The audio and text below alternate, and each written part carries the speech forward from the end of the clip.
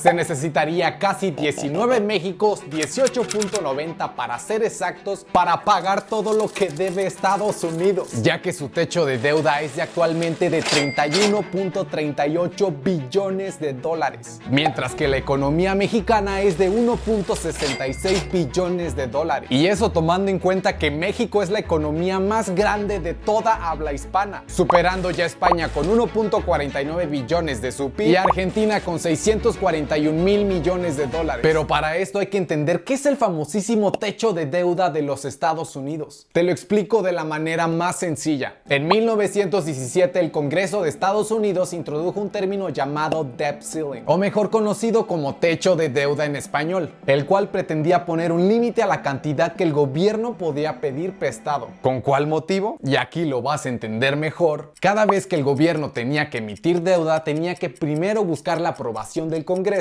para después poder emitir esa deuda. Y como ya te habrás dado cuenta, se convirtió en un proceso bastante tedioso y repetitivo que tomaba bastante tiempo. Hasta que un día al Congreso se le ocurrió: oigan, ¿y si mejor, en lugar de tener que estarles dando permiso al gobierno, mejor les decimos que les ponemos un límite a esa deuda, algo así como una tarjeta de crédito? Y así ya no nos tenemos que juntar, ahorraríamos tiempo y dinero. Total, no creo que se pueda superar esa deuda. Y así fue, ya que en 1917 se creó el término debt limit o ceiling, estableciendo la cantidad máxima de deuda federal pendiente en la que puede incurrir el gobierno de los Estados Unidos. Sin embargo, aquí es cuando empezaron los problemas, ya que desde esa fecha hasta la actualidad se ha incrementado el techo de deuda, escúchalo bien, 78 veces, siendo la última en el año 2021, pasando de un techo de 22 billones a un techo de 31.4 billones. Un 42% de incremento en la deuda, tomándoles un poco más de un año alcanzarla, por lo que no es ni la primera ni la última vez en hablar sobre este tema. Pero ¿qué pasaría si el gobierno supera el techo y se queda sin dinero? En ese caso, el gobierno federal no podría pagar sus obligaciones diarias, que van desde no pagar seguros sociales, la jubilación de los veteranos del ejército, las facturas de los servicios y principalmente, y este es uno de los más importantes, el impago a los tenedores de los bonos. Y digo importante porque se supone que cuando tú inviertes en T-bills, que son como los CETES en México, o en los bonos, estás invirtiendo en una tasa libre de riesgo. Es decir, dinero que inviertes, dinero que recibirás al finalizar el plazo junto con sus intereses. Que al contrario de invertir en bolsa, ahí sí tienes el riesgo de que puedan caer las acciones, te vaya mal a la empresa y puedas perder tu dinero. Es por eso que en el 2011 Estados Unidos perdió una importante calificación crediticia, justamente por no ponerse de acuerdo para incrementar el techo de deuda, pasando de una calificación de AAA a pasar a una AA, lo que provoca una fuga de inversores que quieran invertir en tu país. Pero como ahora ya tienes una calificación crediticia más baja, tendrías que elevar las tasas de interés aún más para poder compensarlo y de esta manera no ahuyentarlos y se queden en el país. Las desventajas: que ahora les tendrás que pagar más y por ende el dinero ya no te rendiría como antes. Además de que en casos extremos podríamos entrar a una situación similar a la Gran Recesión, perdiendo hasta un 4% del PIB.